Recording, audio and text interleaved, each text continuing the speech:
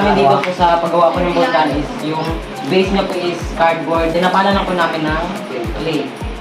Kung mapapansin niyo po dito po sa amin pong volcano, meron po dito yung mga advantage po ng volcano. Meron pong hot spring and fertilizer.